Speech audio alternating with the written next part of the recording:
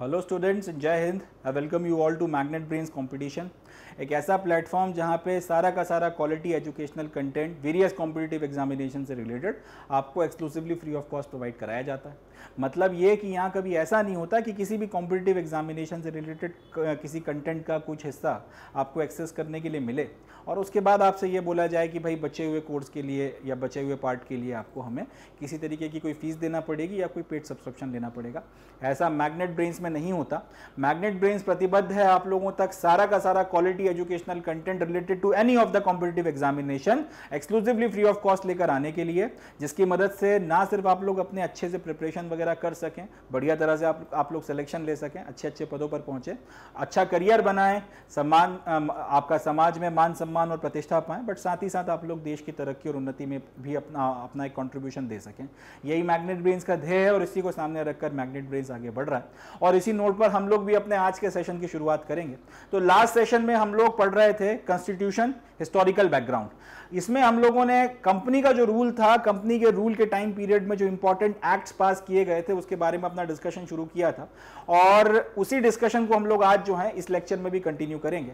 आज का जो सेशन हमारा रहने वाला है इसमें कंपनी का जो रूल था, ईस्ट इंडिया कंपनी का जो रूल हमारे देश में रहा है, उसमें एक सीरीज ऑफ एक्ट्स पास किए गए थे जिसको बोला जाता है चार्टर एक्ट्स। उनके बारे में हम लोग बातचीत करेंगे। बहुत इंटरेस्टिंग टॉपिक रहने वाला है, डिटेल में इसको हम लोग देखेंगे। और सबसे बड़ी बात यह कि यहां से क्वेश्चंस जो है भर भर के पूछे जाते हैं। वेरियस एग्जामिनेशंस, चाहे आप रेलवे उठा लें, एसएससी उठा लें, कोई भी दूसरा एग्जामिनेशन उठा लें जो सेंट्रल लेवल के ऊपर हो रहा हो या स्टेट लेवल के ऊपर हो रहा हो, इसमें से बहुत बड़ी मात्रा में जो है हिस्ट्री के पोर्शन में काफी सारे क्वेश्चंस वगैरह आते हैं। पॉलिटी का जो पोर्शन है उसमें यहां से काफी सारे क्वेश्चंस पूछे जाते हैं। तो दोनों सब्जेक्ट्स वगैरह के पॉइंट ऑफ व्यू से देखा जाए एक इंपॉर्टेंट सेक्शन ये बनता है और इसको पूरी इंटायरिटी में हम लोग पढ़कर खत्म करेंगे। और इसके बाद में I can ensure you, I can guarantee you that most probably अगर आपका इस पर्टिकुलर सेक्शन में से कोई भी किसी भी तरीके का सवाल बनता है तो आप उसको कर पाने की स्थिति में होंगे, आप उसको सही सही जो है कर पाएंगे। तो now without any further ado here we begin.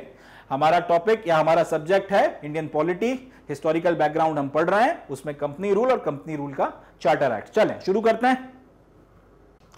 तो पहला जो चार्टर एक्ट हमको पढ़ना है वो है चार्टर एक्ट ऑफ 1793।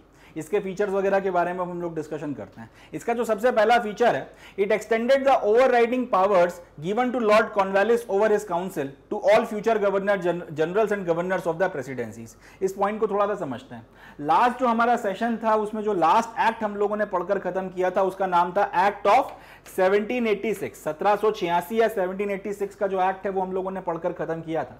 इस एक्ट में हमको यह पता चला था कि जब लॉर्ड कॉर्नवालिस साहब को गवर्नर जनरल की पोस्ट पर अपॉइंट किया गया तो उन्होंने दो शर्तें रखी थी उस पद को एक्सेप्ट करने के लिए, उस पोस्ट का चार्ज लेने के लिए। सबसे पहली शर्त क्या थी?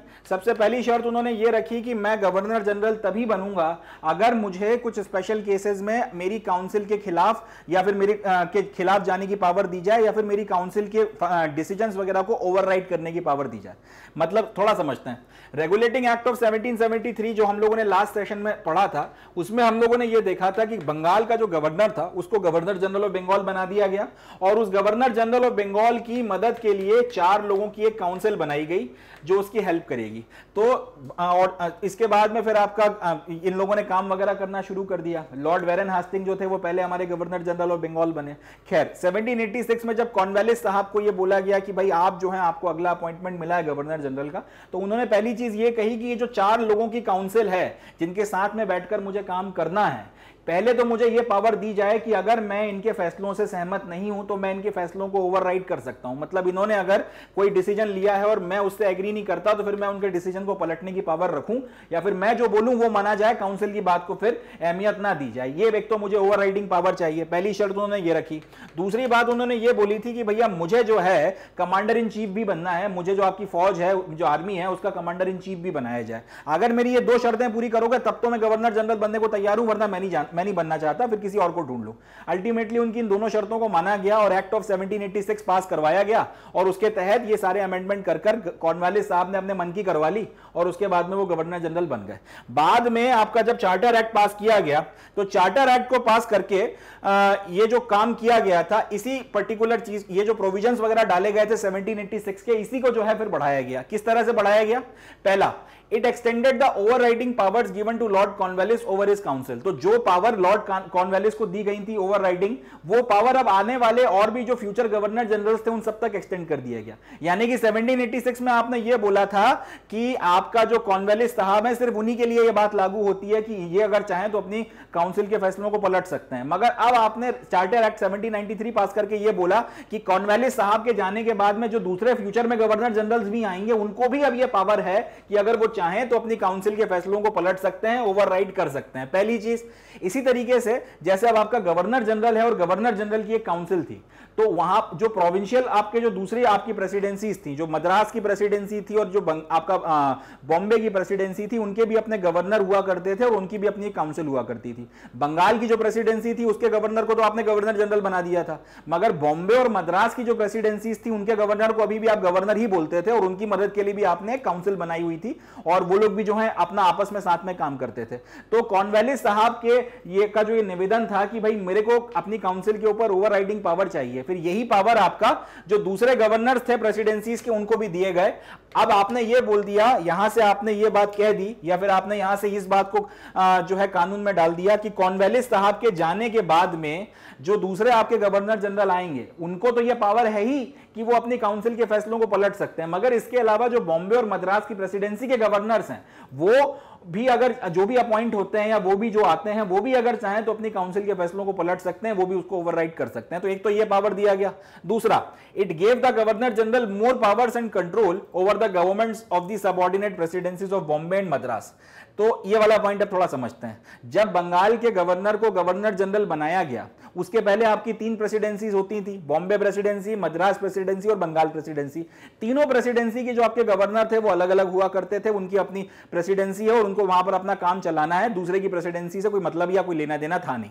तो तीनों अपना अलग अलग काम कर रहे थे। बॉम्बे प्रेसिडेंसी वाला अपना अलग काम कर रहा है, मद्रास वाला अलग कर रहा है और बंगाल वाला अलग कर रहा है। अब आपने क्या किया था, गवर्नर ऑफ आपका जो बंगाल था उसका आपने गवर्नर जनरल ऑफ बंगाल बना दिया और यहां से आपने उसको पावर दे दी। और इसके पहले तक ये था कि तीनों जो गवर्नर थे, बॉम्बे का गवर्नर, मद्रास का गवर्नर और बंगाल का गवर्नर, वो बराबर हुआ करते थे। वो उनका अगर पोजीशन या स्टेचर देखा जाए तो उसमें कोई कमी नहीं थी, तीनों बराबर बराबर माने गए थे। मगर जब आपके बंगाल के गवर्नर को आपने गवर्नर जनरल बोला तो उसके बाद आपने बॉम्बे और मद्रास के जो गवर्नर थे उनको इसका जूनियर बना दिया या फिर उन दोनों को आपने गवर्नर जनरल ऑफ बंगाल का सबऑर्डिनेट बना दिया और कुछ एक्स्ट्रा पावर वगैरह आपने उसको दे दी। अब जो आपका चार्टर एक्ट ऑफ 1793 आपने पास किया है, इसमें आपने किया यह था कि गवर्नर जनरल की जो पावर्स थी बॉम्बे और मद्रास की प्रेसिडेंसीज के गवर्नमेंट्स के ऊपर, उनको आपने और ज्यादा बढ़ा दिया। यानी कि पहले अगर बंगाल का गवर्नर जनरल 4 या 5 मसलों में आपके बॉम्बे और मद्रास के गवर्नर्स को डायरेक्शन दे सकता था या उनके ऊपर उनके फैसलों के खिलाफ जा सकता था, तो पता चला 4 की जगह अब आपने 14 या 15 मैटर्स कर दिए जिसमें आप जो है दखलंदाजी कर सकते हो। कहने का तर्क यह बनता है कि आपने बंगाल के गवर्नर जनरल की पावर बॉम्बे और मद्रास के गवर्नर्स के ऊपर और उनकी प्रेसिडेंसीज में जो गवर्नमेंट चल रही है उसके ऊपर बढ़ा दी। अब वो ज्यादा मात्रा में दखलंदाजी बॉम्बे और मद्रास की गवर्नमेंट में कर सकता था। तो यहां से एक ये चीज हुई, आपका जो चार्टर एक्ट ऑफ 1793 है, इसका एक बहुत जबरदस्त प्रभाव पड़ा था। जैसे जैसे हम लोग एक एक करके चार्टर एक्ट पढ़ते चले जाएंगे तब आपको ये बात समझ में आएगी कि गवर्नर जनरल की पावर बढ़ाने से आखिर हुआ क्या था। तीसरा जो पॉइंट था वो ये था, it extended the trade monopoly of the company in India for another period of 20 years. Important point है। हमने ये देखा था कि ईस्ट इंडिया कंपनी का जो गठन है सन 1600 में हुआ था एक व्यापारी कंपनी के रूप में, और इंग्लैंड की जो क्वीन थी एलिजाबेथ I, उन्होंने आपका ये जो ईस्ट इंडिया कंपनी है इसको एक चार्टर दे दिया था। चार्टर का मतलब होता है एक राज आज्ञा या फिर एक राजपत्र दे दिया था जिसमें यह लिखा हुआ था कि इंग्लैंड से इंडिया में या इंडियन सबकॉन्टिनेंट में, इंडियन ओशियन का जो पूरा का पूरा इलाका है, इसमें अगर कोई एक व्यक्ति या एक संस्था या एक समूह व्यापार कर सकता है तो वो सिर्फ ईस्ट इंडिया कंपनी है। ईस्ट इंडिया कंपनी के अलावा इंग्लैंड से कोई और जो है इंडियन ओशियन में या इंडिया में व्यापार नहीं कर पाएगा।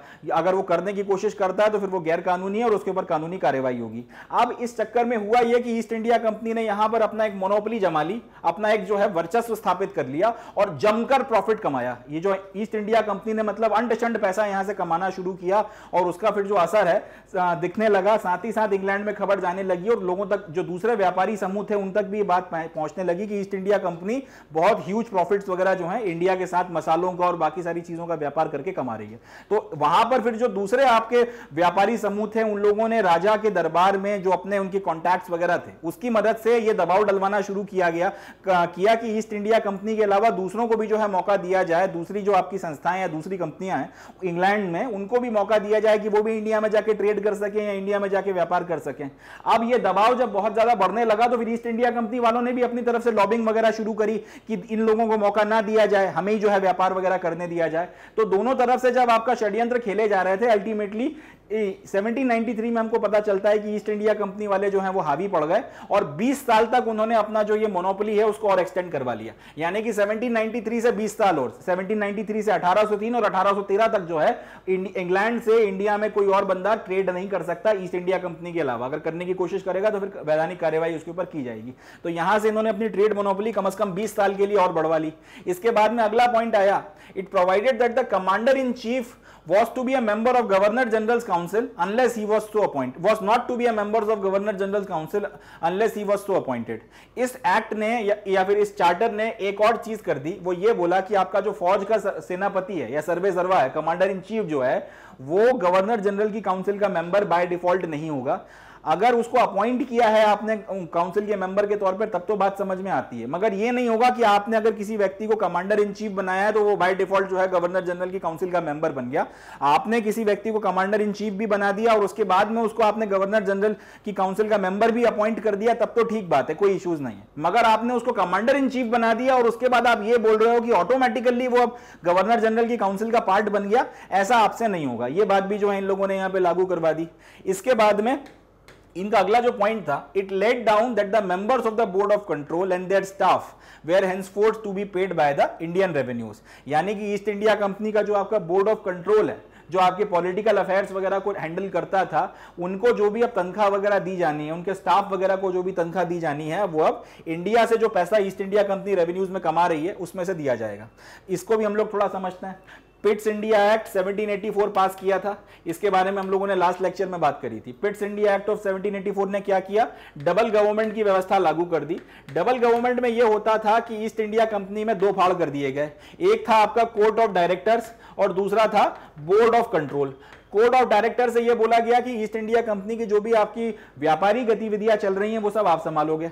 बोर्ड ऑफ कंट्रोल को यह बोला गया कि जो भी पॉलिटिकल या राजनीतिक गतिविधियां चल रही हैं और उसके चलते जो सिविल, मिलिट्री और रेवेन्यू के जितने भी मसले आ रहे हैं वो सारे के सारे आप देखोगे। यहां से एक डबल गवर्नमेंट की व्यवस्था बना दी गई थी। अब इन्होंने ये बोला कि बोर्ड ऑफ कंट्रोल के जो लोग हैं, ये जो बोर्ड ऑफ कंट्रोल में बैठकर जो ईस्ट इंडिया कंपनी के पॉलिटिकल, सिविल, रेवेन्यू, मिलिट्री के मैटर्स देख रहे हैं, इनकी जो तनख्वाहें हैं, इनके जो स्टाफ की तनख्वाहें और इनकी जो भी आपके पर्क्स एंड प्रिविलेजेस हैं, वो अब इंग्लैंड से नहीं आएगा। इंडिया में ईस्ट इंडिया कंपनी जो रेवेन्यू इकट्ठे करती है, जो टैक्स वगैरह लगा के पैसा वगैरह या राजस्व ये लोग कमाते हैं, इसमें से जो है अब आपको ये सारी इनके सारी की सारी पेमेंट्स वगैरह करनी है। ये सारी बातें किसमें आ गई आपका चार्टर एक्ट ऑफ 1793 में। इसके बाद जो अगला चार्टर पास हुआ था वो हुआ था 1813 में। अब हम उसके बारे में बात करते हैं कि चार्टर एक्ट ऑफ 1813 ने क्या किया।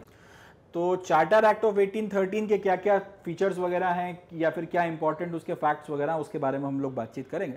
सबसे पहला जो पॉइंट है वो है, it abolish the trade monopoly of the company in India, that is the Indian trade was thrown open to all the British merchants. तो जैसा कि हमने इसके पहले वाले एक्ट में देखा था कि आपका जब ये खबर वगैरह इंग्लैंड पहुंची और दूसरे व्यापारी समूहों को पता चला कि ईस्ट इंडिया कंपनी कितना ज्यादा प्रॉफिट कमा रही है, तो उन लोगों ने भी अपनी तरफ से जो है लॉबिंग वगैरह करी। उन लोगों ने भी अपनी तरफ से राजा के ऊपर या फिर राजा के दरबार में जो है ये प्रभाव बनाने की कोशिश करी कि भाई उनको भी जो है आपका इंडिया में ट्रेड वगैरह करने जाने की परमिशन दी जाए। ईस्ट इंडिया कंपनी वालों ने भी कोशिश करी कि उनको परमिशन ना मिले, वो लोगों को परमिशन देने से रुकवा लें। 1793 में तो ईस्ट इंडिया कंपनी जीत गई और 20 साल तक के लिए उनकी ट्रेड की मोनोपोली को बढ़ा दिया गया। मगर 1813 में जो आपका अगला चार्टर एक्ट पास हुआ था, इसमें फाइनली जो है ईस्ट इंडिया कंपनी की जो ट्रेड मोनोपोली थी उसको खत्म कर दिया गया। मतलब यह कि हिंदुस्तान से या इंडियन सब कॉन्टिनेंट में, इंडियन ओशियन में इंग्लैंड से सिर्फ एक ही व्यक्ति या एक ही संस्था आपका ट्रेड कर सकती है जिसका नाम है ईस्ट इंडिया कंपनी। अब वो बात लागू नहीं रह गई थी और अब जो है आपके जो दूसरे ब्रिटिश मर्चेंट्स थे, दूसरे जो आपके अंग्रेज व्यापारी थे या जो दूसरी आपकी अंग्रेज व्यापारी कंपनियां थी, वो इंडिया में आके अपना व्यापार ओपन कर सकती थी। अब इसके ऊपर किसी तरीके की कोई आपका रोक टोक नहीं लगी थी। तो फाइनली आपका वो लोग जो कोशिश में लगे हुए थे कि ईस्ट इंडिया कंपनी की जो मोनोपोली है ट्रेड के ऊपर उसको तोड़ा जा सके, चार्टर एक्ट ऑफ 1813 में इनको कामयाबी मिल गई। हालांकि यहां पर भी ईस्ट इंडिया कंपनी थोड़ा सा अपने आप को बचाने में कामयाब कामयाब रही, उन्होंने ये बात जो है मनवा ली कि एक तो उनकी जो मोनोपोली आपका ट्रेड में, आपका जो चाय का ट्रेड है उसमें जो उनकी मोनोपोली थी वो बनी रहेगी, और चाइना के साथ में जो उनका व्यापार वगैरह हो रहा था उसमें उनकी मोनोपोली बनी रहेगी। मतलब ये कि चाय का व्यापार अभी भी जो है ईस्ट इंडिया कंपनी के अलावा कोई और नहीं कर सकता था। इंग्लैंड के दूसरे मर्चेंट्स वगैरह इंडियन सब कॉन्टिनेंट में और इंडियन ओशियन वगैरह में चाय का व्यापार नहीं कर सकते थे। चाय का जो भी व्यापार वगैरह है, यानी कि इंडिया से चाय खरीदना और बाहर कहीं पे बेचना और वो सारी चीजें वगैरह अभी भी ईस्ट इंडिया कंपनी के हाथ में रही। वो इसके उनके अलावा कोई और जो है इसमें हाथ नहीं डाल सकता था, पहली चीज। दूसरी बात ये कि चाइना के साथ में जो ट्रेड आपका होता था वो अभी भी ईस्ट इंडिया कंपनी के हाथ में था, यानी कि चीन के साथ में जो भी ट्रेड वगैरह होगा वो अभी भी सिर्फ ईस्ट इंडिया कंपनी करेगी, उसमें अभी भी किसी और दूसरी ब्रिटिश कंपनी या ब्रिटिश मर्चेंट को हाथ डालने की या पार्टिसिपेट करने की इजाजत नहीं थी। तो कुछ हद तक हम लोग ये कह सकते हैं कि 70-30 का मामला था। 70% जो है वो आपका ब्रिटिश मर्चेंट जीत गए थे, तो 30% जो है ईस्ट इंडिया कंपनी ने भी अपने हितों की रक्षा करने में कामयाबी हासिल करी थी। 70% किस सेंस में कि इन लोगों की मांग थी कि ईस्ट इंडिया कंपनी की मोनोपोली खत्म की जाए और हमको भी मौका मिले, दूसरे ब्रिटिश मर्चेंट्स भी जो है वो जाके आपका ट्रेड वगैरह कर सकें, तो इनको उस चीज में सफलता मिल गई। मगर चाइना के साथ में क्योंकि ट्रेड में सबसे ज्यादा प्रॉफिट था और चाय का जो ट्रेड था वो सबसे ज्यादा प्रॉफिट देता था, तो इन दोनों को बचाने में कामयाबी मिल गई ईस्ट इंडिया कंपनी को कि अभी भी जो है चाय का व्यापार कोई और नहीं कर पाएगा ईस्ट इंडिया कंपनी के अलावा। और चाइना जिसके साथ में अफीम का व्यापार चलता था और जमकर जो है उसमें प्रॉफिट कमाया जाता था, वो अभी भी ईस्ट इंडिया कंपनी के हाथ में रहा। तो 30% विक्ट्री हम लोग इनकी भी मान सकते हैं। तो लगभग इस तरीके की 70-30 का मामला जो है लगभग बन गया था। तीसरा जो पॉइंट है, it asserted the sovereignty of the British crown over the company's territory in India, यानी कि चार्टर एक्ट ऑफ 1813 ने क्लियर कट बोल दिया इस बात को कि ईस्ट इंडिया कंपनी ने जितना भी इलाका इंडिया में जीता है और जितने भी इलाके के ऊपर ईस्ट इंडिया कंपनी का कब्जा हो रहा है या होता चला जा रहा है, या फिर आगे भविष्य में ईस्ट इंडिया कंपनी और भी जितना हिंदुस्तान पे कब्जा करेगी, वो सारा का सारा जो प्रॉपर्टी है, वो सारा का सारा जो एरिया है, जो सारी की सारी जो टेरिटरी है, वो ब्रिटिश पोजीशन है, यानी कि वो अंग्रेज राजा की मिल्कियत है और ईस्ट इंडिया कंपनी सिर्फ एक एजेंट के तौर पर काम कर रही है। जिस दिन मन करेगा ईस्ट इंडिया कंपनी को उठा के बाहर फेंक दिया जाएगा और राजा फिर चाहे तो किसी और को बैठा दे या फिर वो चाहे तो खुद आकर वहां पर रूल कर सकता है। तो यहां से उन्होंने क्लियर कट कर दिया था इस बात को कि कंपनी जितना इलाका चाहे उतना जीत ले, पूरा हिंदुस्तान जीत ले, मगर वो उसकी मालिक नहीं बनेगी, उसके ऊपर उसकी मिल्कियत नहीं बनती। मिल्कियत फिर भी आपके ब्रिटिश क्राउन की होगी या फिर अंग्रेज राजा की होगी। ईस्ट इंडिया कंपनी सिर्फ एक एजेंट के तौर पर काम कर रही है। तो इस राइट को या फिर जो सोवर्जिनिटी है,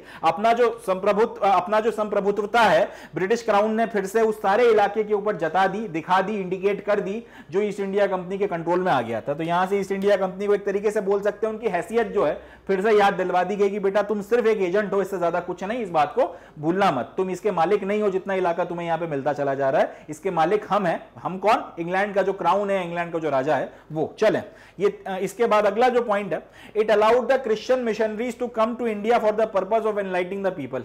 अब ये जो क्रिश्चियन मिशनरीज वगैरह थे, इनको हिंदुस्तान में आकर आपका धर्म का जो है प्रचार प्रसार करने की या क्रिश्चियनिटी का जो प्रचार प्रसार है उसके करने की परमिशन वगैरह मिल गई, जिसको ये लोग बोलते थे कि आपका मिशन पर हम लोग जा रहे हैं, हम लोगों को एनलाइटन करना है, ये सारी चीजें। इसकी जो परमिशन है आपका चार्टर एक्ट ऑफ 1813 ने दी थी। क्रिश्चियन मिशनरीज को बोल दिया था कि ठीक है, अब आप भी जो है इंडिया में जा सकते हो और आप भी जो है धर्म का प्रचार प्रसार कर सकते हो। अभी तक ये हो रहा था कि जो आपके पुर्तगाली थे और जो स्पेनिश लोग थे, उन लोगों ने आपका क्रिश्चियनिटी का प्रचार प्रसार करने के लिए वो जो इलाके उनके कब्जे में आए, ब्राजील हो गया, साउथ अमेरिका हो गया, लैटिन अमेरिका हो गया, जितना भी इलाका इनके कब्जे में आया, या अफ्रीका के इलाके जो इनके कंट्रोल में आए थे, जहां जहां पे ये लोग गए वहां क्रिश्चियनिटी के प्रचार प्रसार के लिए ये लोग अपने साथ में मिशनरीज को लेकर जाते थे। अब वहां पर जब आप मिशनरीज को लेकर जाते थे तो फिर वहां सोसाइटी में टेंशंस वगैरह जो है जनरेट होना शुरू हो गई थी और उसके चलते कई बार आपके व्यापार की जो हित थे वो उन पे नुकसान लगता था। कई बार लोग खड़े हो जाते थे, बगावत कर देते थे, रिवोल्ट कर देते थे। यही चीज जो है, इस चीज को देखते हुए इंग्लैंड वालों ने या फिर अंग्रेजों ने अभी तक अपनी एक ये बना के रखी थी कि पॉलिसी की रिलीजन के मैटर में हमको जनरली दखल अंदाजी नहीं करनी है। मगर फिर जब अब इंग्लैंड से जो है दबाव वगैरह पड़ने लगा तो फाइनली ईस्ट इंडिया कंपनी को भी जो है इस दबाव के आगे झुकना पड़ा और अल्टीमेटली आपका इस चार्टर एक्ट ने क्रिश्चियन मिशनरीज को इनलाइटनमेंट के लिए कह लें या क्रिश्चियनिटी के प्रचार प्रसार के लिए हिंदुस्तान आने की इजाजत दे दी। और इसके बाद काफी मात्रा में जो है मिशनरीज वगैरह आए और उसके बाद में उन्होंने यहां पर अपनी गतिविधियां वगैरह करी हैं। अगला पॉइंट है, it provided for the spread of western education among the inhabitants of the British territories in India. ये बड़ा इंपॉर्टेंट पॉइंट है। आज मैं आपको अगर ये सारी की सारी चीजें अंग्रेजी में पढ़ा रहा हूं, आप ये सारी की सारी चीजें अंग्रेजी में पढ़ रहे हैं, हम लोगों के लिए इंग्लिश जो है बड़ी एक इंपॉर्टेंट भाषा बन गई है। उसके पीछे जो है ये आपका चार्टर एक्ट ऑफ 1813 जिम्मेदार है। किस तरह से जिम्मेदार है? इस एक्ट में ये डिसाइड किया गया था कि वो सारा इलाका जो अंग्रेजों के कंट्रोल में आता जा रहा है, वो सारी की सारी जो टेरिटरीज हैं, जो ब्रिटिश टेरिटरी बनती चली जा रही है इंडिया में, या फिर वो सारा का सारा इलाका जिसके ऊपर ईस्ट इंडिया कंपनी का शासन स्थापित होता चला जा रहा है, यहां पर रहने वाले जो हिंदुस्तानी हैं, जो यहां के रहने वाले इनहैबिटेंट्स हैं, इन सब लोगों को जो है वेस्टर्न एजुकेशन वगैरह दिया जाएगा। इन सब लोगों को जो है अब जो शिक्षा वगैरह इंग्लैंड में दी जाती है, जो पढ़ाई लिखाई इंग्लैंड में होती है, उसी तरीके का वेस्टर्न एजुकेशन आपको दिया जाएगा। यहीं से जो है कहीं ना कहीं हमारा जो आप इस तरह से कह सकते हैं कि एजुकेशन का वेस्टर्नाइजेशन जो है शुरू हुआ। इंग्लिश लैंग्वेज जो है अल्टीमेटली उसको इंट्रोड्यूस करवाया गया और होते होते आज ये स्थिति है। ये सारी चीजें इंग्लिश में लिखी हुई हैं, मैं आपको इंग्लिश में ये सारी चीजें पढ़ा रहा हूं, आप लोग इसको इंग्लिश में ही देख रहे हैं। मोर और लेस कहीं ना कहीं हमारे जो नेटिव लैंग्वेजेस वगैरह हैं उसकी जगह इंग्लिश में हम लोग कॉम्पिटिशन वगैरह के पेपर देना या फिर जो प्रोफेशनल एजुकेशन वगैरह ये सब जो इतने बड़े लेवल पर होता है, इंग्लिश जो इतनी प्रोमिनेंट हो गई है, उसकी शुरुआत या फिर उसका जो बीज है वो 1813 का आपका जो चार्टर एक्ट है इसमें पढ़ा था। इसको अपने को ध्यान रखना है। तो यहां से ये डिसाइड हो गया कि वेस्टर्न एजुकेशन वगैरह जो है वो सारा का सारा इलाका जो अंग्रेजों के कंट्रोल में आ रहा है उसमें रहने वाले हिंदुस्तानियों को दिया जाएगा। अगला पॉइंट था, it authorise the local government in India to impose taxes on the person. यानी कि आपकी जो लोकल गवर्नमेंट चल रही है, म्युनिसिपैलिटीज वगैरह जो हैं, और इसके अलावा जो आपका लोकल लेवल पर जो आपका प्रशासन वगैरह की व्यवस्था है, जो लोकल गवर्नमेंट थी, इन लोगों को ये अथॉरिटी दी गई कि अगर आप लोग चाहो तो लोगों के ऊपर टैक्स लगा सकते हो। सड़कें बनवानी है, नालियां साफ करवानी है, आपके जो गटर्स वगैरह हैं उनको आपने रिबिल्ड करना है, पाइपलाइन बिछानी है, आपका पानी के वगैरह के लिए नल वगैरह लगवाने हैं, आपका हॉस्पिटल वगैरह और सैनिटेशन की व्यवस्था करनी है, और भी दूसरे जो काम वगैरह करने हैं, इन सारी चीजों के लिए आप चाहो तो आपके जो लोग वगैरह हैं उसके ऊपर टैक्स लगा सकते हो। ये पावर किसको दिया गया? लोकल गवर्नमेंट जो है उनको ये पावर दिया गया। साथ ही साथ इनको ये पावर भी दिया गया कि अगर कोई व्यक्ति टैक्स वगैरह देने से मना करता है या फिर आनाकानी करता है तो वो लोग ऐसे किसी व्यक्ति को पनिश कर सकते हैं, ऐसे किसी व्यक्ति के फिर ऊपर वो जो है उसको सजा वगैरह भी जो है दी जा सकती है। तो ये सारी की सारी चीजें जो है चार्टर एक्ट ऑफ 1813 ने की थी। इसके बाद जब अगला एक्ट आता है वो है आपका चार्टर एक्ट ऑफ 1833। ये भी अपने आप में बहुत हिस्टोरिकली इंपॉर्टेंट एक्ट है। क्यों इंपॉर्टेंट है, इसके फीचर्स वगैरह को देखते हुए हम लोग समझेंगे। चले देखते हैं। अब जो अपना चार्टर एक्ट ऑफ 1833 है, ये इसलिए इंपॉर्टेंट हो जाता है क्योंकि इसको सेंट्रलाइजेशन जो है उसका फाइनल स्टेप माना जाता है ब्रिटिश इंडिया में। सेंट्रलाइजेशन का मतलब क्या होता है, ये हम लोगों ने इसके पहले वाले लेक्चर में भी डिस्कस किया था। एक बार इसको शॉर्ट में फिर से देख लेते हैं। सपोज कर लेते हैं कि ये एक एरिया है और इसके ऊपर मेरा कंट्रोल चल रहा है, मेरा यहाँ पर शासन है या फिर मेरी व्यवस्था है, और ये मेरी राजधानी है। यहां से बैठकर अगर मैं इस पूरे देश में क्या करना है उसका एक एक फैसला यहीं से बैठकर ले रहा हूं। ये लेट्स से कि ये एक इलाका है, यहां पर एकदम बॉर्डर का इलाका है, यहां पर अब एक नाली खुदवानी है, वो फैसला भी अगर मैं यहाँ राजधानी में बैठ के ले रहा हूं, और यहां पर लेट्स से एक दूसरा एरिया है, यहां पर एक बिल्डिंग बनवानी है, एक पार्क बनवाना है, बच्चों के लिए स्कूल डलवाना, वो फैसला भी मैं यहीं से बैठ के ले रहा हूं, इस बात की परवाह किए बिना कि यहाँ की लोकल परिस्थितियां कैसी हैं, किस तरीके की रिक्वायरमेंट है, कैसे करवाया जाना चाहिए काम, कैसे नहीं करवाया जाना चाहिए, मुझे कुछ नहीं पता। मैं वहां पे झांकने भी नहीं गया, ना मैं यहाँ पे गया ना मैं यहाँ पे गया, मगर मैंने यहीं बैठे बैठे जो है अपनी कैपिटल से कोई फैसला ले लिया और उसको फिर लागू करवा दिया। इस तरीके की जो व्यवस्था होती है इसको बोला जाता है सेंट्रलाइजेशन, कि आप एक जगह बैठकर किसी दूसरी जगह की जो आपके शासन या प्रशासन के अधीन आता है उस पर्टिकुलर जगह का प्रशासन चला रहे हो, इस बात की परवाह किए बिना कि वहां की लोकल कंडीशंस कैसी हैं, वहां की सर्कमस्टांसेस कैसी हैं, बाकी सारी चीजें। तो ये जो चीज है कहलाती है सेंट्रलाइजेशन। अंग्रेजों ने 1773 से सेंट्रलाइजेशन की शुरुआत करी थी, जब इन लोगों ने चार्टर एक्ट ऑफ 1773 पास किया था। धीरे धीरे इसके बाद जो अलग अलग आपके एक्ट पास हुए थे उसके चलते उन्होंने ऐसे ऐसे प्रावधान बनाए जिसके चलते ये जो सेंट्रलाइजिंग टेंडेंसी है ये बढ़ती चली गई, यानी कि एक जगह बैठकर पूरे देश पर या जितना भी इलाका उनके पास है उस पर राज करने की जो टेंडेंसी है वो यहां से बढ़ती चली गई। जैसे इन्होंने अब 3 आपकी प्रेसिडेंसीज थी, तीनों के गवर्नर बराबर थे, उसकी जगह एक गवर्नर को उन्होंने गवर्नर जनरल बना के ज्यादा पावर दे दी। अब उसके बाद जैसे जैसे दूसरा एक्ट पास हुए तो उसकी पावर को और ज्यादा बढ़ाते चले जा रहे हैं। तो बंगाल में बैठकर एक गवर्नर जो है मद्रास और बॉम्बे में क्या करना चाहिए क्या नहीं करना चाहिए उसके फैसले ले रहा है, ये सेंट्रलाइजेशन है। तो ये सेंट्रलाइजेशन धीरे धीरे बढ़ता जा रहा था हर एक एक्ट के पास होने के साथ में। अल्टीमेटली ये जो सेंट्रलाइजेशन है 1833 का जो आपका चार्टर एक्ट है उसके साथ अपने क्लाइमैक्स पर पहुंच गया, और यहां पे जो है आपको सेंट्रलाइजेशन का जो है मैक्सिमम देखने के लिए मिलता है ब्रिटिश इंडिया में। इससे ज्यादा सेंट्रलाइजेशन जो है फिर इसके बाद में नहीं हुआ। क्या इसमें अब इन्होंने क्या क्या किया वो बातें हमको यहां पे करनी है। सबसे पहला काम जो इन्होंने किया वो ये था कि जो गवर्नर जनरल ऑफ बंगाल था इसका नाम चेंज कर इन्होंने पहली बार कर दिया गवर्नर जनरल ऑफ इंडिया।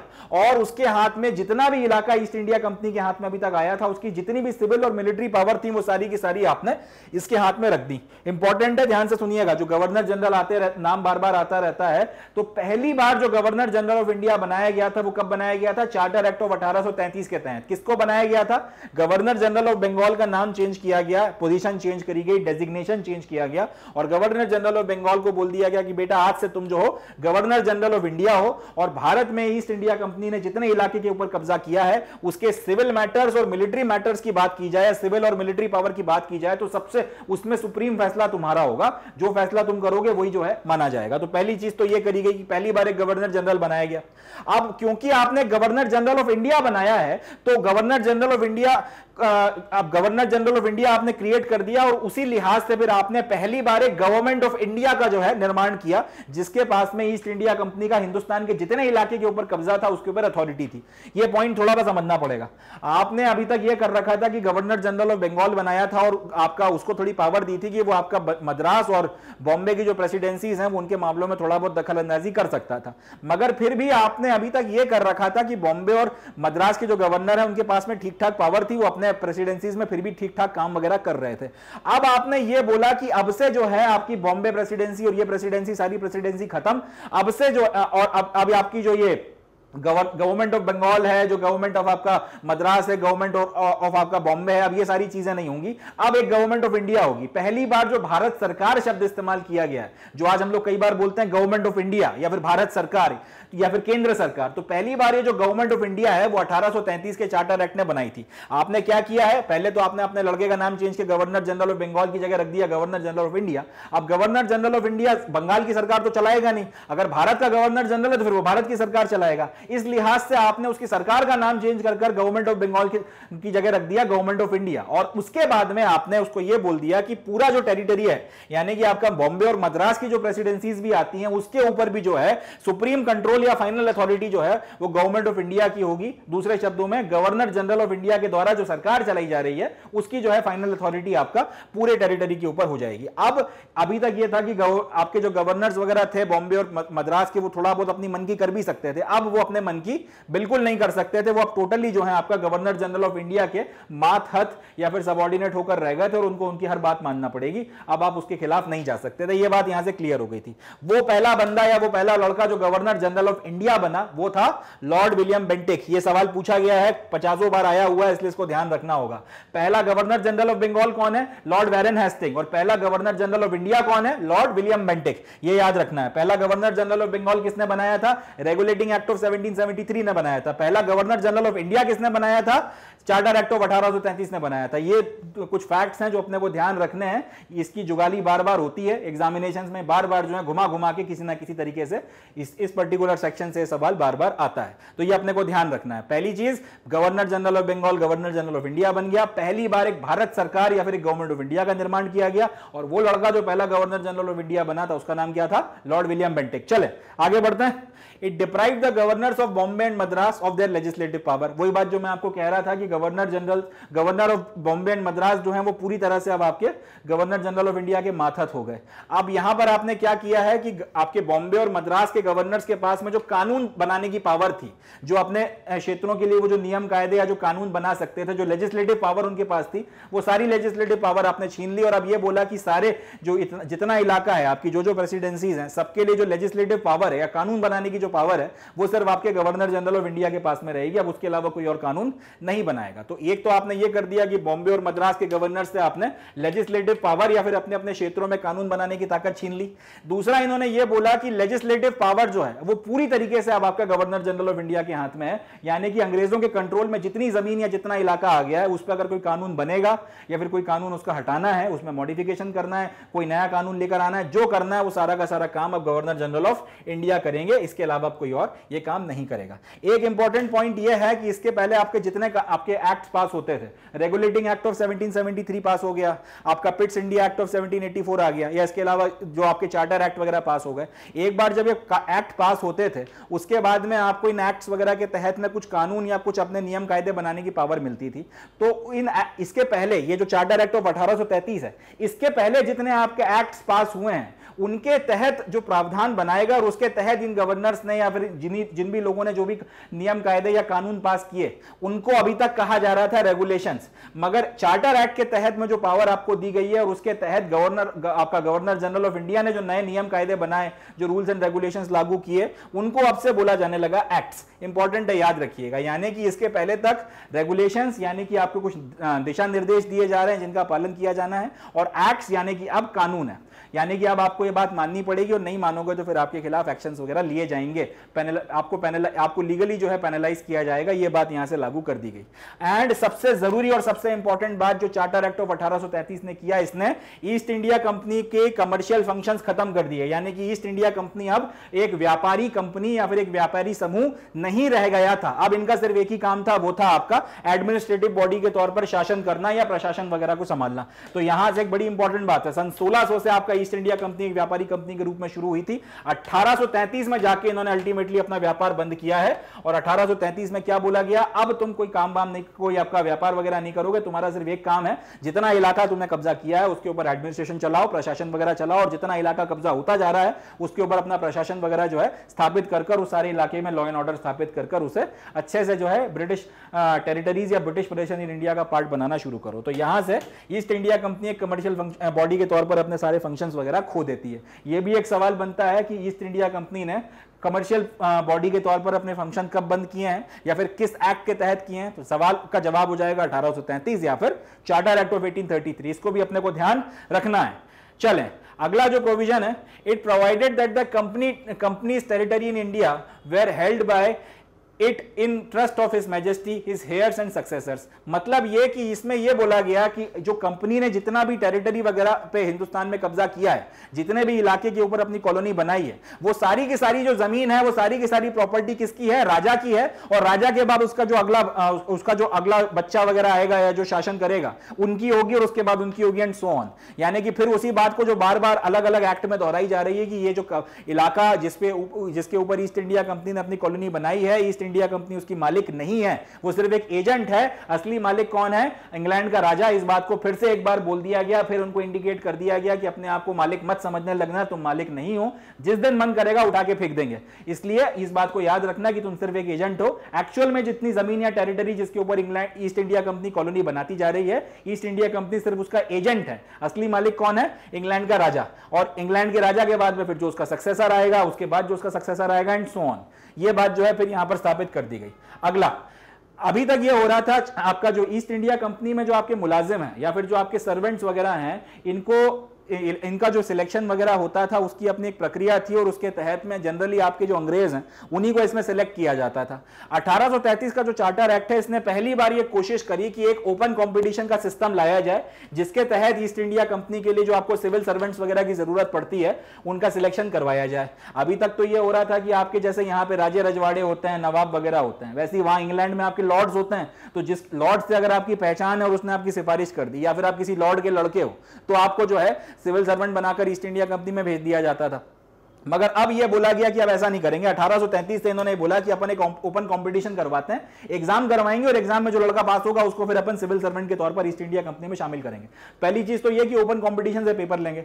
दूसरा, इन्होंने यह बोला कि हिंदुस्तानियों को भी जो है इसमें शामिल होने दिया जाना चाहिए, इनको भी जो है शामिल होने दो, इनको भी रोको मत, इनको भी कॉम्पिटिशन में बैठने दो, और अगर कोई क्लियर कर लेता है तो फिर उसको भी जो है सिविल सर्वेंट के तौर पर अपॉइंट करो, और उसको भी कोई जो भी आपकी ईस्ट इंडिया कंपनी में जैसे अपने अंग्रेजों को पोस्ट दी जाती है सिविल सर्वेंट्स की, इनको भी जो दूसरी पोस्ट वगैरह है वो दी जाए, इनको भी इंप्लॉयमेंट वगैरह का मौका मिलना चाहिए। ये प्रावधान किया गया, ये लागू नहीं हो पाया था, इंपॉर्टेंट है। 1833 के एक्ट ने क्या बोला है, ईस्ट इंडिया कंपनी में एक तो ओपन कंपटीशन करवाया जाए और उसके तहत सिविल सर्वेंट्स की भर्ती होनी चाहिए, और दूसरा पॉइंट कि हिंदुस्तानियों को भी इसमें शामिल होने से नहीं रोका जाना चाहिए, और अगर कोई हिंदुस्तानी लड़का क्लियर कर लेता है तो उसको भी अपॉइंट करो, और जो पोस्ट आपका अंग्रेज सिविल सर्वेंट को देते हो वही पोस्ट आपका इनको भी देना चाहिए। यह प्रावधान किया गया था, मगर इस प्रावधान को बाद में हटाया गया, क्योंकि क्योंकि आपका जो कोर्ट ऑफ डायरेक्टर था उन्होंने इसका बहुत भयंकर अपोजिशन किया था। एक तो उन्होंने ये बोला कि हम ओपन कंपटीशन नहीं करवाएंगे चाहे कुछ हो जाए, हमारे लड़कों की नौकरी चली जाएगी, जो हमारे आपके लॉर्ड वगैरह बैठे हुए हैं इंग्लैंड में, जो अपना अपॉइंटमेंट वगैरह करवाते रहते हैं, वो सब बंद हो जाएगा। दूसरी बात है हम हिंदुस्तानियों को नहीं घुसने देंगे चाहे कुछ हो जाए। तो इस दो बात को लेकर इन्होंने फिर जमकर जब विरोध किया कोर्ट ऑफ डायरेक्टर्स ने, तो फिर बाद में ये प्रोविजन हटा दिया गया। तो ये याद रखना है कि पहली कोशिश जो है ओपन कंपटीशन लागू करने की 1833 के चार्टर एक्ट से की थी, सफलता नहीं मिली थी, सफलता इसके बाद मिली है, मगर पहली कोशिश जो हुई है जिसमें आपने ये बोला कि ओपन कंपटीशन करवाया जाए सिविल सर्विसेज में भर्ती वगैरह के लिए, वो उसका प्रावधान, उसको आप इस तरह से कह लें, उसका पहला प्रावधान जो कामयाब नहीं हो पाया वो चार्टर एक्ट ऑफ 1833 में किया गया था। चलें आगे बढ़ते हैं।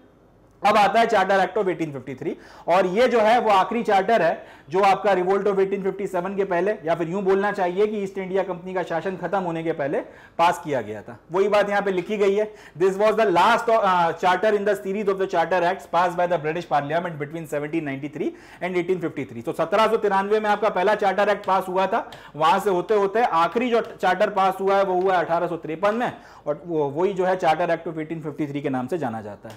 तो जो हमको चार्टर एक्ट्स की हमने सीरीज आज के सेशन में पढ़ी है उसका ये लास्ट चार्टर होने वाला है, जिसके बारे में हम बात करेंगे। अब ये भी जो है अपना एक सिग्निफिकेंट इंपैक्ट रखता है हमारे पूरे के पूरे कॉन्स्टिट्यूशन की मेकिंग की जर्नी के ऊपर, या फिर कॉन्स्टिट्यूशनल लैंडमार्क जो है इसको माना जाता है। क्यों माना जाता है वो अब हम लोग इसके आगे इसके प्रावधान वगैरह में देखते हैं। चलें स्टडी करते हैं। तो इस एक्ट का जो पहला फीचर है वो है it separated for the first time the legislative and the executive functions of the governor generals council. तो हम लोगों ने देख लिया था कि सबसे पहले हमारा एक गवर्नर जनरल ऑफ बंगाल बनाया गया, उसको फिर बाद में गवर्नर जनरल ऑफ इंडिया बना दिया गया। जब उसको गवर्नर जनरल ऑफ बंगाल बनाया गया था तब भी उसके साथ में आपका एक काउंसिल बनाई गई थी उसकी मदद के लिए, और जब वो गवर्नर जनरल ऑफ इंडिया बन गया तब भी उसके पास में जो है वो काउंसिल थी।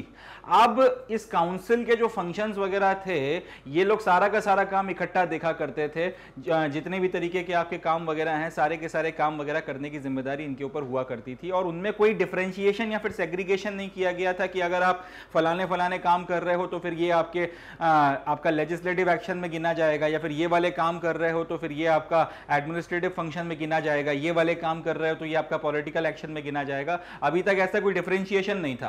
पहली बार आपका जो चार्टर एक्ट ऑफ 1853 आया उसने क्लियर कट बोला कि भाई गवर्नर जनरल की काउंसिल जो सारे के सारे काम करती है हम अब उनमें डिवीजन कर रहे हैं, आपके जो काम वगैरह हैं उसका कैटेगराइजेशन किया जा रहा है। कुछ कामों की लिस्ट बनाई गई जिनको अगर आप करते हो तो उसका वो आपके लेजिस्लेटिव एक्शंस या फिर लेजिस्लेटिव फंक्शंस माने जाएंगे, और कुछ काम जो है अगर आप करते हो तो फिर वो आपके एग्जीक्यूटिव एक्शंस या फिर एग्जीक्यूटिव फंक्शंस माने जाएंगे। लेजिस्लेटिव एक्शन का क्या मतलब होता है? लेजिस्लेटिव एक्शंस का मतलब होता है, या फिर लेजिस्लेटिव वर्ड की बात कर लेते हैं, लेजिस्लेटिव का मतलब होता है कानून बनाने की प्रक्रिया या फिर कानून बनाना। अगर आप कानून वगैरह बनाते हो, इसको हम लोग कई बार कानून साजी भी बोलते हैं, कानून बनाने की पूरी जो प्रक्रिया है लॉ मेकिंग प्रोसेस, या इसको कानून साजी भी बोला जाता है, इसी को इंग्लिश में बोलते हैं आपका लेजिस्लेटिव एक्शन या फिर लेजिस्लेटिव प्रोसेस। ठीक है जी। तो गवर्नर जनरल की जो काउंसिल थी, गवर्नर जनरल ऑफ इंडिया की काउंसिल थी जो सारे काम वगैरह करती थी, उसमें से वो सारे काम जिसके लिए आपको कोई नया कानून बनाना पड़ रहा है या फिर वो सारी की सारी प्रक्रिया जिसका पालन कर आप कोई नया कानून बनाओगे, वो सारे के सारे लेजिस्लेटिव एक्शंस कहलाएंगे। या ये बात इन लोगों ने यहां से क्लियर कर दी, या फिर आपके वो सारे एक्शंस जिसकी मदद से आप कोई कानून वगैरह बनाने वाले हो, लेजिस्लेटिव एक्शंस होने वाले हैं, उनकी एक अलग लिस्ट आपकी बनाकर दे दी गई। दूसरा काम इन्होंने ये किया कि आपके एग्जीक्यूटिव एक्शंस वगैरह की लिस्ट बना दी। एग्जीक्यूटिव का मतलब क्या होता है? आपने कानून बना दिया, आपने लेजिस्लेटिव प्रोसेस का पालन करते हुए आपने कानून बना दिया। लेट्स से कि आपने ये कानून बना दिया कि भाई ट्रैफिक का जो आपकी जो लाइट है, ट्रैफिक लाइट पर आप सबको जो है चेक किया जाएगा कि उनके पास में आपका ड्राइविंग लाइसेंस है या नहीं, गाड़ी के सारे कागज वगैरह हैं कि नहीं, और साथ ही साथ उन्होंने हेलमेट पहना है कि नहीं पहना।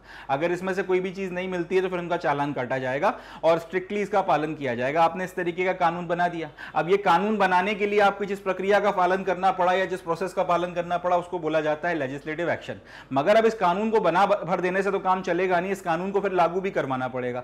अब इस कानून को लागू कराने की जिम्मेदारी जो आती है वो आती है प्रशासन के ऊपर या फिर एडमिनिस्ट्रेशन के ऊपर। अब इस कानून को लागू कराने के लिए आपको ट्रैफिक पुलिस लगाना पड़ेगी, अलग अलग जो आपके चौराहे हैं वहां पे दूसरा काम आपको करना पड़ेगा कि भाई आपको साथ में कुछ पुलिस वगैरह का और इस्तेमाल करना पड़ेगा कि कोई अगर बहसबाजी करता है, कोई अगर लड़ाई झगड़ा करता है तो फिर उसको जो है उसको ठीक किया जा सके। ये सारी चीजें आपको करना पड़ेंगी। ठीक, इसके लिए अब आपको मैन पावर की जरूरत पड़ेगी, प्लानिंग की जरूरत पड़ेगी, कोऑर्डिनेशन की जरूरत पड़ेगी। कोई अगर भागने की कोशिश करता है तो फिर कैमरे भी लगाए जाते हैं ताकि उसका नंबर नोट किया जा सके और उसके घर चालान भेजा जा सके और बाकी कानूनी कार्रवाई की जा सके। अब आपको पूरी की पूरी एक प्लानिंग करना पड़ेगी। ये जो कानून है आपका, जो लेजिस्लेटिव प्रोसीजर का पालन करते हुए लागू करवाया गया है, ये बनाया गया है, इसको लागू करवाने के लिए अब आपको लंबा चौड़ा जो है एक्शन लेना पड़ेगा। अब ये सारी की सारी चीजें जो है एग्जीक्यूटिव एक्शन या फिर एग्जीक्यूटिव फंक्शन में आती हैं। तो आपका जो अभी तक ये हो रहा था कि चाहे आप लेजिस्लेटिव एक्शन लो या फिर आप एग्जीक्यूटिव एक्शन लो, वो उनमें कोई डिफरेंशिएशन नहीं किया गया था। अब ये वाला जो एक्ट है, चार्टर एक्ट ऑफ 1853, इसने पहली बार जो है क्लियर कर दिया, पहली बार जो है इसने यहां पर डिफरेंशिएट कर बताया कि गवर्नर जनरल की काउंसिल अगर कानून बनाएगी या कानून बनाने की प्रक्रिया को करेगी तो उसको लेजिस्लेटिव एक्शन बोला जाएगा। और ये सारी की चीजें, ये सारी चीजों की लिस्ट है, ये लेजिस्लेटिव एक्शन में गिनी जाएगी। और अगर कानून को लागू करवाने के लिए कुछ करती है और उसके लिए ये सारी चीजें की जाती हैं तो फिर वो जो है आपका एग्जीक्यूटिव एक्शन में गिना जाएगा और उनको जो है अलग अलग कर दिया गया। तो ये चार्टर एक्ट ऑफ 1853 का पहला सिग्निफिकेंस है कि इसने गवर्नर जनरल की काउंसिल जो थी, इसके आपके जो एग्जीक्यूटिव फंक्शंस होते हैं वो और आपके जो लेजिस्लेटिव फंक्शंस होते हैं वो, इन दोनों के बीच में डिफरेंशिएशन या फिर सेग्रीगेशन कर दिया। पहला। दूसरा, it provided for addition of 6 new members called legislative councillors to the council. In other words, it established a separate governor general legislative council which came to be known as Indian central legislative council. अब इसका ये जो पूरी लंबी चौड़ी line लिखी गई है, इसको हम लोग तोड़ के इसके मतलब निकालते हैं। इन्होंने क्या बोला सबसे पहले कि गवर्नर जनरल की जो काउंसिल है उसके जो फंक्शंस हैं उनको दो कैटेगरी में डिवाइड कर दिया। पहले आपके लेजिस्लेटिव फंक्शंस हो गए, दूसरे आपके एग्जीक्यूटिव फंक्शन हो गए। लेजिस्लेटिव फंक्शन का मतलब क्या? कानून बनाने की प्रक्रिया। और एग्जीक्यूटिव फंक्शन का मतलब क्या? कानून लागू करवाने की प्रक्रिया। अब इन्होंने ये कहा कि गवर्नर जनरल की काउंसिल में हम 6 नए लोगों को ऐड कर रहे हैं, यानी कि गवर्नर जनरल की भी जो काउंसिल है जिसमें आपके जो भी लड़के वगैरह काम कर रहे थे गवर्नर जनरल के साथ में, उसमें हम 6 लड़कों को और ऐड कर रहे हैं या फिर हम लोग 6 नए मेंबर्स उसमें लेकर आ रहे हैं। और ये 6 के 6 जो मेंबर्स हैं इनको लेजिस्लेटिव काउंसिलर्स बोला जाएगा। लेजिस्लेटिव काउंसिलर्स का मतलब ये कि ये जो 6 नए लड़के गवर्नर जनरल की काउंसिल में आएंगे, इनकी जिम्मेदारी क्या है? कानून बनाना है या फिर जो लेजिस्लेटिव फंक्शंस हैं उसमें पार्टिसिपेट करना है। दूसरे शब्दों में इसी बात को इन्होंने कहा है कि ये जो चार्टर एक्ट ऑफ 1853 है, इसने 2 काम किए हैं। एक तो लेजिस्लेटिव और एग्जीक्यूटिव फंक्शंस को अलग अलग करके सेग्रीगेट करके बता दिया कि ये करोगे तो एग्जीक्यूटिव फंक्शंस हैं और ये करोगे तो लेजिस्लेटिव फंक्शंस हैं। और साथ ही साथ लेजिस्लेटिव फंक्शंस को करवाने के लिए 6 नए लोगों को जो है गवर्नर जनरल की काउंसिल में ऐड कर दिया। अब ये जो 6 नए लड़के ऐड किए गए थे जिनका काम सिर्फ इतना ही है कि इनको कानून वगैरह बनाना है, इनको कानून साजी करनी है, इनका नाम पड़ गया इंडियन सेंट्रल लेजिस्लेटिव काउंसिल। अब ये अलग से कोई काउंसिल नहीं बनाई गई, ये गवर्नर जनरल की काउंसिल का ही हिस्सा है, मगर इन 6 भाई लोगों का काम सिर्फ क्या है? कानून वगैरह बनाने की प्रक्रिया में शामिल होना है। इसलिए स्पेसिफिकली इनको जो अलग से जो है एक नाम दिया गया Indian central legislative council. Although ये आपका गवर्नर जनरल की काउंसिल का ही पार्ट है, मगर क्योंकि सिर्फ आपका कानून बनाना या लेजिस्लेशन का ही काम कर रहे हैं इसलिए इनको इंडियन सेंट्रल लेजिस्लेटिव काउंसिल का अलग से नाम दे दिया गया। तो ये सेकंड पॉइंट है। Third, the legislative wings of the council functioned as a mini parliament adopting the same procedure as the British parliament. अब ये जो इंडियन सेंट्रल लेजिस्लेटिव काउंसिल आपने बनाई है, इन लोगों को आपने एक ही जिम्मेदारी दी है कि तुम्हें कानून वगैरह बनाना है। अब कानून वगैरह बनाने की जिम्मेदारी जो है वो पार्लियामेंट की होती है। और ब्रिटेन में इस वक्त तक कानून वगैरह बनाने की जिम्मेदारी किसके ऊपर थी? ब्रिटिश पार्लियामेंट के ऊपर थी। तो अंग्रेज जो है इंग्लैंड में बैठकर पार्लियामेंट की मदद से या ब्रिटिश पार्लियामेंट की मदद से बैठकर अपने देश के लिए कानून बना रहे हैं। यहां पे इन भाई लोगों को इंडिया सेंट्रल लेजिस्लेटिव काउंसिल के नाम से आपने अलॉट कर दिया और बोला कि तुम्हारा काम भी जो है वो कानून बनाना है। तो उसके चलते फिर इन्होंने किया ये कि इन्होंने एक मिनी पार्लियामेंट की तरह काम करना शुरू कर दिया और एग्जैक्टली उसी प्रोसीजर को फॉलो करने लगे, उसी प्रक्रिया का पालन करने लगे जिस प्रक्रिया या जिस प्रोसीजर का पालन ब्रिटिश पार्लियामेंट के द्वारा किया जाता था। जिस तरह से ब्रिटिश पार्लियामेंट काम करती थी या फंक्शन करती थी उसी तरीके से ये लोग काम करने लगे। यहां से एक नींव पड़ना शुरू हुई हमारे देश में। आपका जो एक पार्लियामेंट्री सिस्टम वगैरह आप कह सकते हैं, उसके बारे में हमको जो है थोड़ा बहुत जानकारी यहां से समझ में आती है। पहली बार भारत में जो है लोकतांत्रिक तरीके से संसदीय प्रणाली होती है, कुछ न, उसके शुरुआती बीज जो है आप इसको मान सकते हो। यहां से जो है पार्लियामेंट्री सिस्टम जो है, जो आज पूरा इतना पार्लियामेंट है और सारे लोग आते हैं, सबको बोलने का मौका मिलता है, सारी चीजें, उसके जो बीज हैं हिंदुस्तान में पहली बार यहां से जो है पढ़ते हुए आपको समझ में आते हैं। ये जो काउंसिल है इसने पहली बार पार्लियामेंट की तरह से बिहेव करना शुरू किया था। ये कर बेसिकली ये नकल ही रहे थे, एक्टिंग ही कर रहे थे। आपके जो इंग्लैंड में जो बैठा हुआ की बैठी हुई पार्लियामेंट है उसी की नकल कर रहे थे, मगर मोर और लेस यहां से पहली बार आपको बीज पढ़ते हुए जो है समझ में आते हैं पार्लियामेंट वगैरह में। चले, पार्लियामेंट वगैरह की फंक्शनिंग के बीज आपको पढ़ते हुए यहां पे समझ में आते हैं। चले अगला देखते हैं। पॉइंट यह है कि अब यहां पर ये जो दो काम किए जा रहे हैं, पहला तो यह कि आपने लेजिस्लेटिव और एग्जीक्यूटिव फंक्शंस को अलग अलग कर दिया, और लेजिस्लेटिव फंक्शंस को कराने के लिए आपने अलग से 6 नए लड़कों को अपॉइंट कर दिया, और ये लोग ब्रिटिश पार्लियामेंट का जो प्रोसीजर है उसको फॉलो कर रहे हैं। इसका मतलब यह है इन तीनों बातों का या तीनों पॉइंट्स का अगर हम लोग निचोड़ निकालें तो वो ये है, लेजिस्लेशन यानी कि कानून बनाने की प्रक्रिया या कानून साजी इसको हम लोग कह सकते हैं, इसको पहली बार एक स्पेशल फंक्शन के तौर पर ट्रीट किया गया। यानी कि पहली बार जो है ये माना गया कि लेजिस्लेशन सरकार का एक स्पेशल फंक्शन है, ये एकदम रोजमर्रा का काम नहीं है कि आपने रोज जैसे आके नॉर्मल दूसरे काम करते हो उसी तरीके से आप लेजिस्लेशन भी कर दोगे। लेजिस्लेशन अपने आप में एक स्पेशल फंक्शन है, और इसको करवाने के लिए, इसको करने के लिए आपको स्पेशल मशीनरी और स्पेशल प्रोसेस की जरूरत पड़ती है। स्पेशल मशीनरी का मतलब क्या, आपको स्पेसिफिक कुछ लोगों की जरूरत पड़ती है, एक सर्टेन जो है आपको एक व्यवस्था बनानी पड़ती है। वही व्यवस्था बनाई गई थी इंडियन सेंट्रल लेजिस्लेटिव काउंसिल बनाकर, और स्पेशल प्रोसेस को फॉलो किया जा रहा है। प्रोसेस भी हमने देखी है कि ब्रिटिश पार्लियामेंट के मेथड्स को जो है अपनाया जा रहा है। तो यहां पे पहली बार माना गया इस बात को कि एक तो लेजिस्लेशन स्पेशल फंक्शन है, अगर लेजिस्लेशन स्पेशल फंक्शन नहीं होता तो लेजिस्लेटिव और एग्जीक्यूटिव फंक्शंस को अलग अलग नहीं किया जाता। तो पहली बात यह मान ली कि लेजिस्लेशन जो है कानून बनाने की प्रक्रिया एक स्पेशल फंक्शन है, पहली बार यह माना गया। दूसरी बात यह मानी गई कि इसको बनाने के लिए, लेजिस्लेशन की प्रोसेस के लिए आपको स्पेशल मशीनरी लगती है। इसी के चलते आपने 6 नए लोगों को अपॉइंट किया जिनको लेजिस्लेटिव काउंसिलर बोला, और इनको इंडियन सेंट्रल लेजिस्लेटिव काउंसिल के नाम से जाना गया। और स्पेशल मशीनरी के साथ साथ एक स्पेशल प्रोसीजर लगता है, तो वो पूरा का पूरा प्रोसीजर जो है ब्रिटिश पार्लियामेंट का उन लोगों ने फॉलो करना शुरू कर दिया। ये सारी की सारी चीजें जो है हमको यहां पर होती हुई समझ में आती हैं। इसके बाद में इसके पहले वाला जो एक्ट आया था, चार्टर एक्ट ऑफ 1833, वो जो करने की कोशिश में कामयाब नहीं हो पाया। चार्टर एक्ट ऑफ 1853 जो है वो ये करने में कामयाब हो गया। क्या करने में कामयाब हो गया, इसने एक ओपन कंपटीशन सिस्टम जो है for the selection and the recruitment of civil servants, उसकी शुरुआत करवा दी। 1833 वाले ने भी कोशिश करी थी कि हम लोग एक ओपन कंपटीशन करवाते हैं जिसके तहत हम लोग सिलेक्शन करेंगे सिविल सर्वेंट्स का, और इंडियंस को भी हम लोग जो है डिबार नहीं करेंगे। मगर उसमें फिर आपका जो कोर्ट ऑफ डायरेक्टर्स थे उन्होंने विरोध वगैरह किया, तो अल्टीमेटली वो चीज लागू नहीं हो पाई। मगर अल्टीमेटली अब 1853 में 20 साल के बाद में इस चीज को करवाया गया। आपका सिविल सर्वेंट्स के रिक्रूटमेंट वगैरह के लिए एक ओपन कंपटीशन जो है इसकी शुरुआत की गई, एक सिस्टम वगैरह जो है स्थापित किया गया कि एग्जाम होगा, जो क्लियर करेगा वो आ सकता है। और यहां से हिंदुस्तानियों को भी जो है मौका पूरा दिया गया कि अगर आप में दम है, काबिलियत है, तो आपके लिए भी जो है ये प्रतिष्ठित कोविनेंटेड सिविल सर्विसेज जो है they are now thrown open to you. अगर दम है तो निकाल लो, तुम्हें भी हम लोग नौकरी देंगे। यहीं से जो है फिर आपका सिविल सर्विसेज वगैरह के प्रति, सिविल सर्विसेज वगैरह के दरवाजे हिंदुस्तान के लिए खुल गए। अब एक बार आपने डिसाइड तो कर लिया कि आप सिविल सर्विसेज वगैरह जो है वो आप ऑर्गेनाइज करवाओगे, अब हिंदुस्तानी भी इसमें पार्टिसिपेट कर सकते हैं, ओपन कंपटीशन होगा, पेपर करवाओगे, सारी बातें आपने डिसाइड कर ली। अब ये सिविल सर्विसेज का पेपर करवाओगे कैसे, सिलेबस में क्या होगा, कौन जो है पेपर लेगा, पेपर कैसे सेट होगा, कितने पेपर होंगे, कितने नंबर का होगा, मार्किंग कैसे करोगे, सारी चीजें आती हैं। अब पूरा आपको स्कीम बनाना पड़ती है। तो अकॉर्डिंगली जब आपने ये डिसाइड किया कि अब सिविल सर्विसेज का पेपर जो है वो करवाया जाएगा ओपन कॉम्पिटिशन से और हिंदुस्तानियों को भी इसमें मौका मिलेगा, तो उसके बाद में इस पूरी चीज को करवाने की जो व्यवस्था वगैरह बनाई जाएगी, उसके लिए कमेटी बनाई गई जिसका नाम है Macaulay committee. Macaulay committee, the committee on the Indian civil services भी इसको हम लोग कई बार कहते हैं, the committee on the Indian civil services, जिसको मैक्वाइले कमेटी के नाम से भी जाना जाता है। इसको अपॉइंट किया गया 1854 में, 1854 में जो है इसको अपॉइंट किया गया और इनसे बोला गया कि पूरा अपना बनाओ कार्यक्रम वगैरह कि किस तरीके से जो है आप ये पूरा का पूरा प्रोसेस वगैरह करवाओगे, किस तरीके से यहां पर रिक्रूटमेंट और सिलेक्शंस वगैरह होंगे।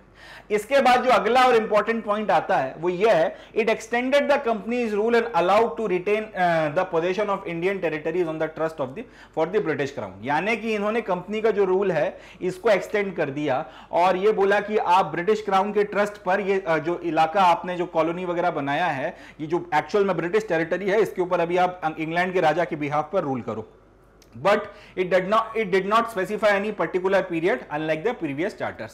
मतलब यह है कहने का कि इसके पहले भी जितने चार्टर पास होते थे सब में एक लाइन लिखी होती थी कि ईस्ट इंडिया कंपनी जो है वो जितना भी इलाका उसने इंडिया में जो है कब्जा किया है, जितना भी इलाके पे इंडिया में उसका जो शासन स्थापित हुआ है, वो सारा का सारा जो जमीन और वो टेरिटरी है उसका स्वामित्व किसका है, वो किसकी ओनरशिप में आती है, इंग्लैंड के राजा की ओनरशिप में आती है, या फिर वो सारी की सारी टेरिटरी इंग्लैंड के राजा की है, ईस्ट इंडिया कंपनी की नहीं है। एक बात। और ईस्ट इंडिया कंपनी सिर्फ एक एजेंट के तौर पर जो है उसके ऊपर रूल कर रही है। और ये एक तो ये लाइन ये लिखी रहती थी हर एक एक्ट में, साथ ही साथ वो लोग इसमें ये ऐड कर देते थे और राजा अपने ट्रस्ट पर, विश्वास पर इनको 10 साल और रूल करने की यहां पे इजाजत देता है, या 20 साल और रूल करने की इजाजत देता है, 30 साल और रूल करने की इजाजत देता है। ऐसे हर एक चार्टर में ईस्ट इंडिया कंपनी का जो रूल है वो टाइम टू टाइम बढ़ाया जाता था कि भाई हमारे राजा के बिहाफ पर उनकी जमीन जो इंडिया में आपके पास में है उस पर आप 10 साल और राज कर लो, या 15 साल और राज कर लो, या 20 साल और राज कर लो। इस तरीके से हर एक एक्ट में ये लिखा रहता था। अब ये वाला जो एक्ट आया है इसमें ये चीज तो करी गई कि आपने कंपनी का जो रूल है उसको एक्सटेंड कर दिया, यानी कि आपने ये बोला कि हिंदुस्तान में वो जगह या वो जमीन वगैरह, वो सारी टेरिटरी जिसके ऊपर ईस्ट इंडिया कंपनी भी शासन कर रही है, जिसके ऊपर एक्चुअल स्वामित्व जो है हमारे इंग्लैंड के राजा का है, उसके ऊपर इंग्लैंड के राजा विश्वास करके ईस्ट इंडिया कंपनी को भी रूल करने की और फर्दर जो है इजाजत दे रहे हैं। मगर पहली बार जो है आपने ये चीज स्पेसिफाई नहीं करी कि कितने वक्त तक आपने इसको ये करने के लिए दिया है। पहले तो आपने बोल दिया था कि पहले 5 साल के लिए आपको ये और एक्सटेंड कर दिया, 10 साल के लिए और कर दिया, 20 साल के लिए और कर दिया। पहली बार ये हुआ कि आपने पुराने चार्टर से इटर, इसके पहले वाले जो आपके चार्टर वगैरह गए थे उससे उल्टा आपने यहां पे स्पेसिफाई ही नहीं किया कि कितने वक्त तक के लिए, कितने पीरियड के लिए जो है आपने ये रूल एक्सटेंड किया है। ये एक क्लियर कट इंडिकेशन था, जो बात आपका पहले जो है राजा वगैरह आपका टाइम पीरियड स्पेसिफाई करके करते थे कि 5 साल तक तुम्हें हम लोगों ने रूल करने के लिए एक्सटेंशन दिया है, यानी कि ये एक इंडिकेशन होता था कि 5 साल के बाद तुम्हें अगर चाहे तो उखाड़ के फेंक सकते हैं। फिर अगर आपने अगले चार्टर में 10 साल तक रूल बढ़ा दिया तो फिर एक इंडिकेशन होता था कि 10 साल तक तुम चलो राज करो, उसके बाद तुम्हें हटाया जा सकता है, उसके बाद हम किसी और को लगा सकते हैं, सारी चीजें थी। मगर पहली बार जब आपने ये बोला कि हम टाइम स्पेसिफाई नहीं कर रहे कि तुम कितने वक्त तक के लिए हमारे बिहाफ पर या हमारे विश्वास पर इंडियन टेरिटरीज पे रूल करोगे, तो ये एक क्लियर कट इंडिकेशन था कि कंपनी का रूल जिस दिन राजा का मन पड़ेगा या जिस दिन पार्लियामेंट चाहेगी उस दिन जो है रूल टर्मिनेट किया जा सकता है। जिस दिन मन पड़ेगा उस दिन पार्लियामेंट एक कानून पास या फिर एक आपका प्रस्ताव पास करके ईस्ट इंडिया कंपनी को बोल देगी कि खत्म हो गया आपका, खत्म टाटा बाय बाय है, अब आप घर जाइए, हम देख लेंगे कि अब हमको इंडिया में रूल किस तरह से करना है। कोई नई संस्था को रूल करवाना है या किसी और को लेकर आना है, या फिर हम लोगों को डायरेक्ट आपका ब्रिटिश रूल लागू करना है, क्या करना है क्या नहीं करना है, वो हम वो सारी चीजें जो है हम लोग देख लेंगे, अब आपको परेशान होने की जरूरत नहीं है। इस तरीके से आपको किसी भी दिन जो है टर्मिनेट किया जा सकता था, जिस दिन पार्लियामेंट की मर्जी हो, जिस दिन पार्लियामेंट की इच्छा हो। तो यहां से फिर एक तरीके से साबित कर दिया गया कि बॉस कौन है ईस्ट इंडिया कंपनी को। फिर एक बार जो है आप उसकी हैसियत याद दिलवा दी गई कि भाई तुम्हारी जो स्थिति है वो सिर्फ एक मुलाजिम की है और मुलाजमत ही तुम यहां पे कर रहे हो, इससे ज्यादा कुछ नहीं। भले तुमने हिंदुस्तान के इन इलाकों पे कब्जा किया हो, इनको जीता हो, डजेंट मैटर, मगर बॉस जो है वो राजा है, ब्रिटिश पार्लियामेंट है और आप इसमें सिर्फ एक मुलाजिम हो, इससे ज्यादा कुछ नहीं। चले आगे बढ़ते हैं। इसके बाद का जो नेक्स्ट पॉइंट है, it introduce for the first time local representation in the Indian central legislative council. तो इन्होंने एक तो ये किया कि लेजिस्लेटिव काउंसिलर्स के नाम से इन्होंने नए लोगों को जो है आपका गवर्नर जनरल की एग्जीक्यूटिव काउंसिल में शामिल किया, और क्योंकि इनको सिर्फ लेजिस्लेशन या फिर कानून साजी या कानून बनाने के लिए लेकर आए थे, इसलिए इनको अलग से नाम दे दिया इंडियन सेंट्रल लेजिस्लेटिव काउंसिल। और ये भी बोला कि अब क्योंकि कानून हिंदुस्तान के लिए बनने हैं तो हिंदुस्तान से भी कुछ लोगों को जो है आपको शामिल करना चाहिए इस इंडियन सेंट्रल लेजिस्लेटिव काउंसिल में, क्योंकि जो कानून बनेगा इंडियन सेंट्रल लेजिस्लेटिव काउंसिल में वो कानून हिंदुस्तान में ही लागू होगा, इंग्लैंड में तो लागू होगा नहीं। अब अगर इंडिया में कानून लागू किया जा रहा है, इंडियंस के ऊपर लागू किया जा रहा है, तो इंडियंस में से भी कुछ लोगों को जो है आपको इसमें रिप्रेजेंटेशन देना चाहिए ताकि उनकी भी बात को जो है सुना जा सके। तो पहली बार आपको लोकल रिप्रेजेंटेशन जो है वो यहां पर समझ में आता है, इंडियन सेंट्रल लेजिस्लेटिव काउंसिल में वो लोकल रिप्रेजेंटेशन आपको दिया गया था। इसके तहत यह प्रावधान किया गया कि जो 6 लेजिस्लेटिव काउंसलर्स आपके जुड़ने हैं गवर्नर जनरल की काउंसिल में, इसमें से जो 4 मेंबर्स होंगे इनको आपकी जो प्रोविंशियल गवर्नमेंट चल रही हैं, जो प्रांतीय सरकारें चल रही हैं मद्रास में, बॉम्बे में, बंगाल में और आगरा में, इनकी मदद से या इनके थ्रू जो है अपॉइंट करवाया जाएगा। ये लोग जो है एक एक लड़का अपना नॉमिनेट करेंगे। मद्रास की जो प्रोविंशियल गवर्नमेंट है वो एक नाम नॉमिनेट करेगी, या आपका जो बॉम्बे वाले एक करेंगे, बंगाल वाले एक करेंगे और आगरा वाले एक करेंगे। तो इस तरीके से 6 में से 4 मेंबर जो हैं वो आपका प्रोविंशियल गवर्नमेंट में से नॉमिनेट होकर आएंगे और वो लोकल लोगों को और वो लोकल्स होंगे यहाँ के, ये बात जो है डिसाइड की गई थी। तो इस तरीके से हिंदुस्तानियों को भी जो है थोड़ा सा ही सही, बहुत पार्शियल और बहुत माइन्यूट मात्रा में ही सही, मगर आपका जो हाईएस्ट लेवल पर डिसीजन मेकिंग बॉडी है उसका पार्ट बनाने की कोशिश की गई थी। तो ये जो है आपका चार्टर एक्ट ऑफ 1853 के कुछ इंपॉर्टेंट फीचर्स हैं जो हमको ध्यान में रखने हैं। क्या क्या इसमें ध्यान देने वाली बात है, एक तो गवर्नर जनरल की काउंसिल में नए लोगों का एडिशन होता है, लेजिस्लेशन की जो प्रोसेस है उसको स्पेशल फंक्शंस की तरह ट्रीट किया जाता है, सिविल सर्विसेज का जो कंपटीशन ओपन कंपटीशन की प्रोसेस है वो शुरू हो जाती है और उसके लिए मैक्वाले कमेटी अपॉइंट होती है, एंड कंपनी को एक इंडिकेशन दे दिया जाता है कि जिस दिन मन करेगा उखाड़ के फेंक दिया जाओगे तुम्हारे। अब यहाँ पे कोई टाइम पीरियड जो है वो स्पेसिफाई नहीं किया गया है कि तुम कब तक इंग्लैंड या इंडिया में बैठकर जिन इलाकों के ऊपर कब्जा किए हो उसके ऊपर रूल कर पाओगे। ये हो गया। इसके बाद में लोकल रिप्रेजेंटेशन जो है थोड़ा बहुत आपको यहाँ पर होता हुआ समझ में आता है। तो ये सारे जो है प्रोविजंस हैं आपके चार्टर एक्ट ऑफ 1853 के। चलें आगे। So with this we come to end of today session. आज का जो हमारा सेशन था इसमें कंपनी रूल का जो फेज रहा है उसमें जो चार्टर एक्ट्स वगैरह पास हुए थे उसके बारे में हम लोगों ने बात करके खत्म करी है। नेक्स्ट अब जो हमारा सेशन रहेगा उसमें हम लोग बातचीत शुरू करेंगे क्राउन रूल के साथ में, यानी कि आपका जो 1858 में अंग्रेज हुकूमत ने या अंग्रेज राजा ने ईस्ट इंडिया कंपनी को हटाकर डायरेक्टली उनकी जगह पर जब टेक ओवर किया और वहां से फिर आपका 15 अगस्त 1947 के पहले तक उनका जो रूल चला है उसमें किस तरीके के कानून पास किए गए और उसका फिर हिंदुस्तान के ऊपर क्या असर पड़ा, हिंदुस्तान की जो आपकी कॉन्स्टिट्यूशनल जर्नी है उसके ऊपर क्या असर पड़ा, उसके बारे में हम लोग बातचीत करेंगे। तो वो सारी बातचीत जो है हमारी नेक्स्ट सेशन में होगी। आज का जो सेशन है इसको हम लोग यहीं पर समाप्त करते हैं। समाप्त करने के पहले मैं आपको बताना चाहूंगा कि आप लोग मैग्नेट ब्रेन्स कंपटीशन के हमारे चैनल के साथ में जुड़ें, अपने जो दूसरे दोस्त वगैरह हैं उनको भी इनके बारे में बताएं और इसका जितना हो सके उतना ज़्यादा प्रचार प्रसार करें।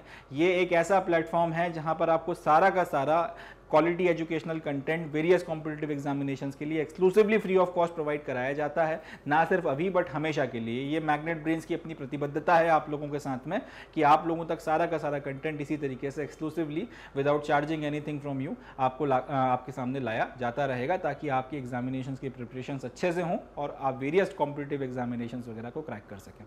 तो इसी नोट पर I would be calling it the day and concluding the lecture. अपना बहुत ध्यान रखें, बहुत पॉजिटिव रहें, खुश रहें एंड मोस्ट इंपॉर्टेंटली जुड़े रहें मैग्नेट ब्रेन्स के साथ। Thank you. जय हिंद।